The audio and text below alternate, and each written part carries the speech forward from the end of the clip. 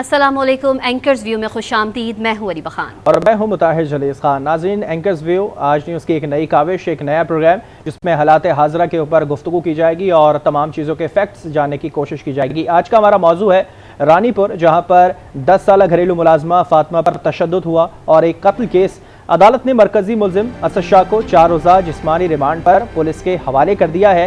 हवेली से बाज़ेयाब 4 बच्चियों और 3 खवातीन को भी अदालत में पेश कर दिया गया है। इस हवाले से आपको बताएं तो फातिमा का इलाज करने वाला मुबैना डिस्पेंसर इम्तियाज मिरासी, जो कि नायब कासिद निकला है, रूरल हेल्थ सेंटर रानीपुर का MS अली हसन था जो पकड़ा गया है। हवेली का एक और स्कैंडल मंजर आम पर आया है, जिसमें 20 साल सना के अहले खाना का कहना है कि 1 साल कबल बच्ची को पीर रानीपुर को दी गई थी। अब तक इसका कोई पता नहीं चल सका है और ये भी कहा गया है उसकी वालिदा की जानिब से कि ना ही हमें मिलने दिया जा रहा था और हमें फौरी तौर पर हमारी बच्ची भी चाहिए। उन्होंने खदशा भी जाहिर किया है कि बच्ची को मार ना दिया हो या पुलिस ने सना गरामानी की पहले कोई तलाश नहीं की थी, लेकिन अब जो है उसकी वो तलाश शुरू कर दी गई है। आगे बढ़े, आपको बताएं कि फातिमा के वकला कहते हैं ऐसा लग रहा है मुलजिम बच्चियों के साथ ज्यादती करके उनकी वीडियोस बनाकर फरोख्त करता है और डार्क वेब का हिस्सा है। इस हवाले से वकला ने क्या कहा, आपको भी सुनवाते हैं। इन्वेस्टिगेशन जो है वो अभी तक प्रॉपर तरीके से उस तरफ नहीं गई है। जो जवाबदार गिरफ्तार हुए हैं, उसके अलावा आप मीडिया के दोस्तों को पता होगा कि इस सिलसिले में 3 वीडियोस वायरल हुई थी CCTV की। एक वीडियो में दिखाया जाता है कि जवाबदार सोया हुआ है और बच्ची जो है वो तड़प तड़प के वो दम दे रही है। दूसरी वीडियो में दिखाया गया है कि वो लड़की की डेड बॉडी नीचे पड़ी हुई है, 2 खवातीन अंदर आती हैं, एक हिना शाह अक्यूज्ड और उधर जवाबदार ये असद शाह लेटा हुआ था, और एक उसके साथ एक सर्वेंट गर्ल आती है जो उसके हाथ में कप होता है, वो आके टेबल पे रखती है और वो उस लड़की को चेक करती है जो चिल्लाती है कि ये मर गई है। उस जो सर्वेंट थी, उस सर्वेंट को भी इन्वेस्टिगेशन में शामिल किया जाए, उससे भी जो है बहुत सी चीज़ें अनफोल्ड होंगी। हमें कुछ इन्फॉर्मेशन मिली है कि ये डार्क वेब का मेंबर है, बच्चों के साथ ज्यादती करके ये वीडियोस अपलोड करके बिजनेस डील होती है। केस को इस एंगल से भी इन्वेस्टिगेट किया कि रात के टाइम के इसको बंगले पे बिठा देते हैं, सुबह को अगर पुलिस का और मीडिया का जो है उनका खतरा है तो वो आके उसको थाने में बिठा देते हैं। वकील की गुफ्तगू आपने सुनी और इसके साथ साथ फातिमा के वालिदैन ने भी गुफ्तगू की है। फातिमा के वालिद और वालदा ने भी गुफ्तगू की, रक़त-आमेज़ मनाज़िर भी देखे गए, तो उनका क्या कहना था वो भी आपको सुनाते हैं। मामला तो इन्हें जो इंसाफ मुकम्मल, इन्हें जो इंसाफ मुकम्मल, इन्हें जो इंसाफ मुकम्मल प्रेशर रखा दो तब गाना तो जल्दी साहब ना थी भया मेरा काट जा ना से यहां सब मेरा काट जा ना थी नहीं अभी पे काट जा मुखे इंसाफ मिले। मुझे यो इमाम को बात हिन पीरन जे हवेलन के सर्च ऑपरेशन कयो वने और हिनन के बिल्डोजर घुमाया वने बियो फयाशा टेबल वजाए मां वियो मां न्याणी वठण टेबल वजाए मुखे चई तो तू न्याणी वठण आया मां यो पी रहा। इस हवाले से आपने गुफ्तगू सुनी फातिमा के वालिदैन की।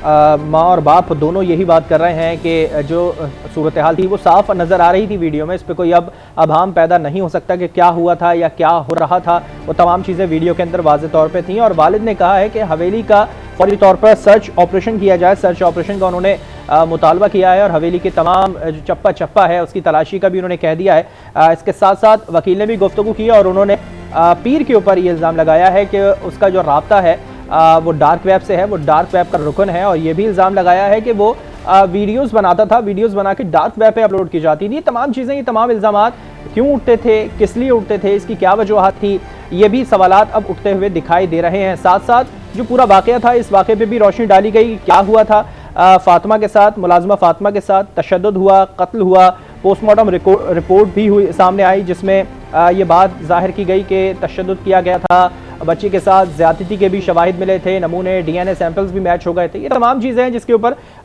इस वाक़े पर रोशनी डाली। साथ साथ वकील ने भी गुफ्तगू की और उन्होंने भी डार्क वेब का रुकन होने का इल्ज़ाम लगाया। साथ साथ वालिद ने भी जो हवेली है उसका सर्च ऑपरेशन करने का मुतालबा कर दिया कि हवेली का सर्च ऑपरेशन किया जाए ताकि तमाम पहलुओं की साफ शफाफ तहकीकात हो सके।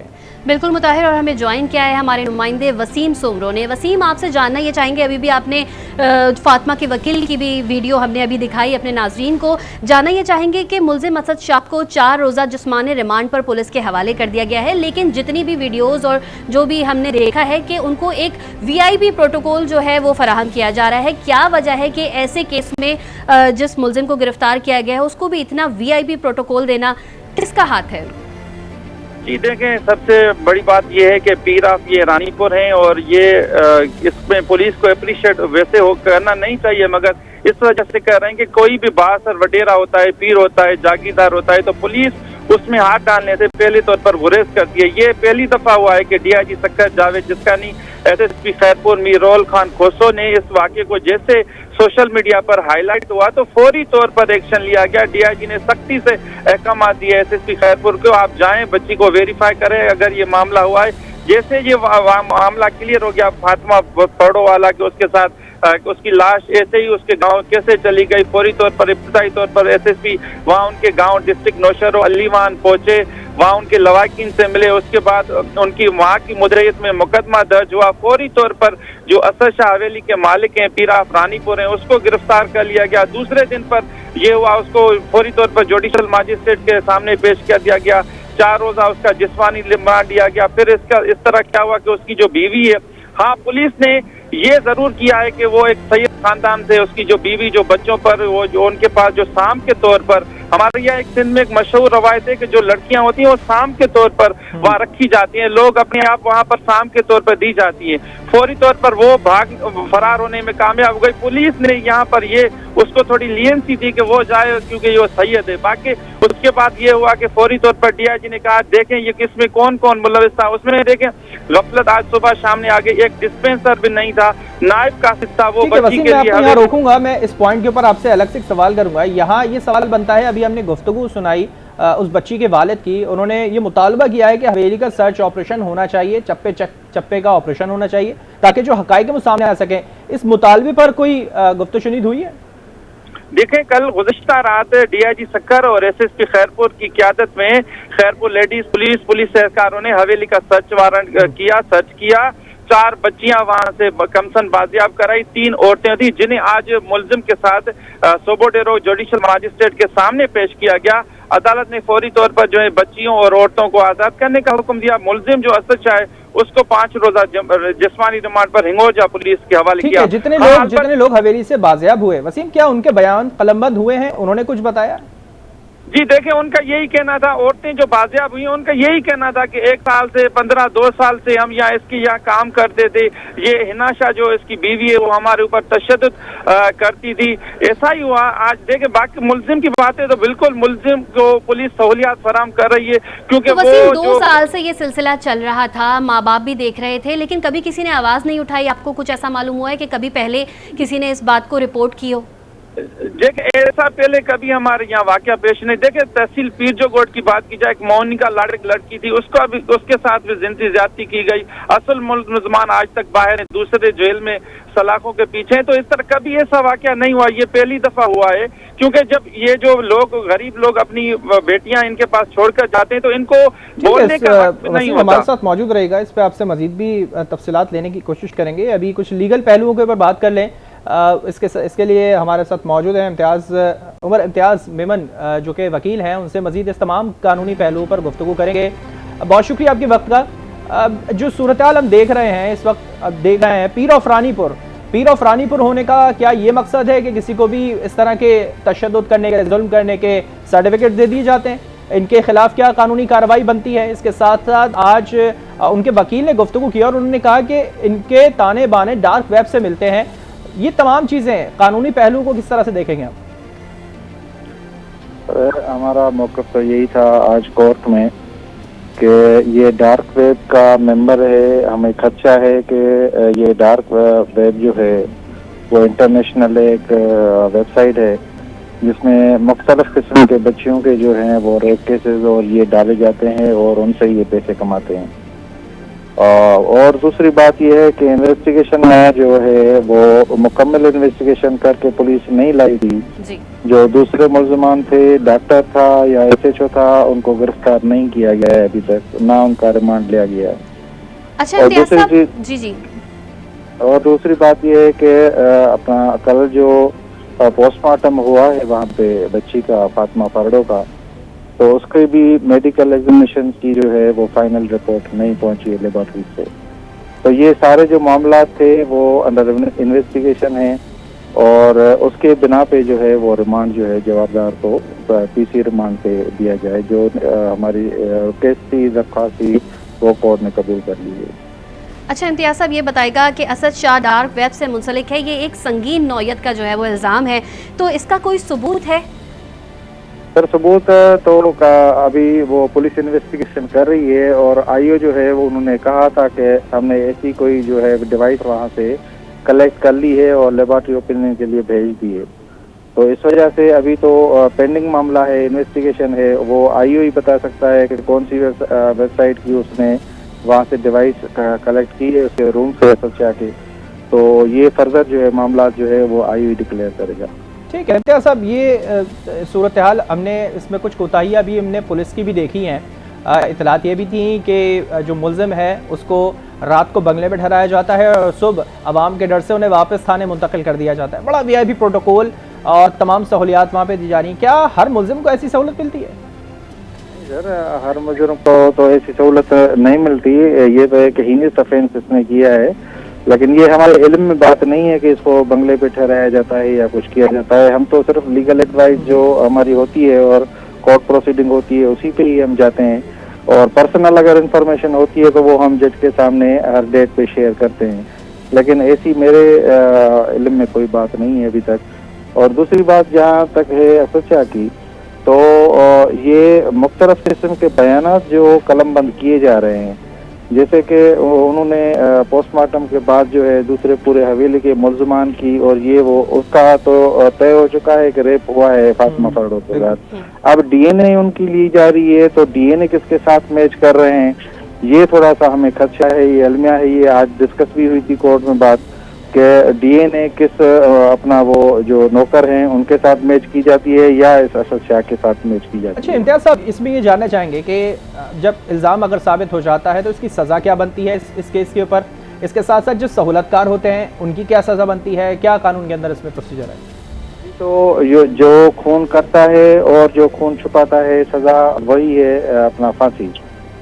तो यहाँ पे फांसी का जो कानून है अभी तो वो राइज नहीं है, कोई ऐसी 20-25 साल में फांसी नहीं देखी गई, लेकिन उम्र कैद दी जाती है और अपना पूरी जो है उम्र वो जेल में गुजारनी पड़ती है। ठीक है इम्तियाज साहब, हमारे साथ मौजूद रहिए। अमानुल्लाह कुरैशी आज न्यूज़ नुमाइंदे, उन्होंने हमें ज्वाइन किया है। अमानुल्लाह, आपसे ये जानना चाहेंगे कि फातिमा का जो इलाज करने वाला मुबैना डिस्पेंसर था वो तो एक नायब कासिद निकला है, तो ये कब से वहाँ पर काम कर रहा था और इंतजामिया क्या कर रही थी? इंतजामिया को आपको मालूम है खौफ खरगोश में रहती है कि डिस्पेंसर इलाज से इसलिए कराया गया था, ये पट्टे वाले समझे नायब कासिद, इससे बुलावे डिस्पेंसरी का काम लिया जाता था। उनकी पीर साहब की तो वो चलती है ना सैयद असद शाह की, उनकी वजह से ऐसा काम करता था। मरने के बाद उसको घर वालों को उनको बताया गया फातिमा फरडो का कि जो एक्सपायर हो गई, जबकि उससे पहले कोई इतला बीमारी की या किसी चीज की नहीं बताई। तो ये किसकी जगह पर आके बैठते थे? हॉस्पिटल का जो एमएस था वो मौजूद नहीं होता था, किसकी जगह पर ये बैठकर ये सारे काम सर अंजाम दे रहे थे? ये उधर ही हवेली में अच्छा अब्बास साहब, ये एक पॉइंट ये कि आपने जिसका जिक्र करा कि पीर साहब बड़े बाअसर है, बाअसर किस चीज के हैं, कैसा उनका वहाँ दबदबा चलता है, क्यों इतने बाअसर शख्सियत हैं वो?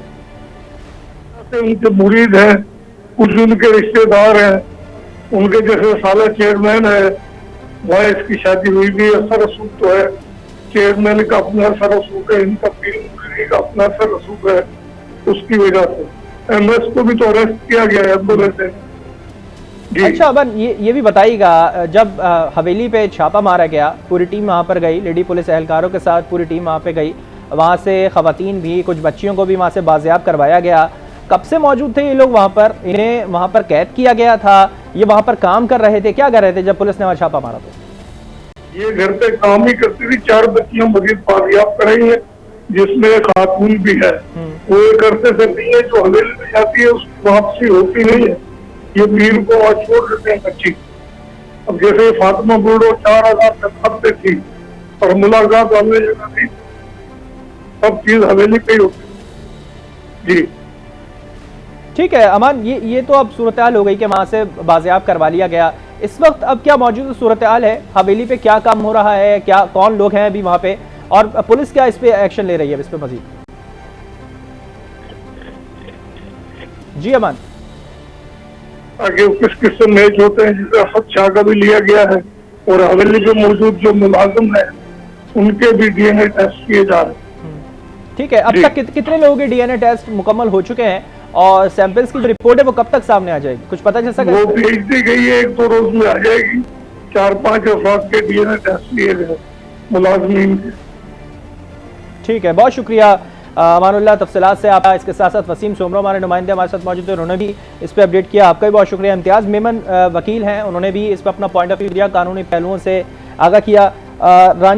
रानीपुर से ये वाक़या था जहाँ पर बड़ा ही अफसोसनाक वाक़या, जहाँ पर फातिमा बच्ची जिसके साथ ज़्यादती भी तस्दीक की गई है, पोस्टमार्टम रिपोर्ट सामने आई, उसके साथ साथ तशद्दुद उस पर बेइत्तेहाद किया गया। फुटेज मौजूद थी जो कि तमाम तफ्तीशकार इदारों ने भी इस पर देखा है और इस पर किस तरह से रिएक्शन किया जा रहा है, पुलिस ने क्या कार्रवाई की, हवेली में छापा मारा, मजीद लोगों को वहाँ से बाजियाब किया गया और इस पर भी मजीद तहकीक की जा रही है कि ये तमाम सूरत हाल कैसे क्रिएट हुई, क्यों हुई, ये बासर क्यों है, किसके ज़ाया काम कर रहे थे और इसके साथ साथ जो भी इसमें मुलविस होगा उसके खिलाफ यकीनी तौर पर तमाम काम कार्रवाई की जाएगी। आज का प्रोग्राम कैसा रहा, एंकर व्यू आपने मुलाहिजा किया, हमें फीडबैक अपना ज़रूर दीजिएगा। दोबारा हाजिर होंगे एक नए टॉपिक के साथ, तब तक के लिए अल्लाह हाफ़िज़।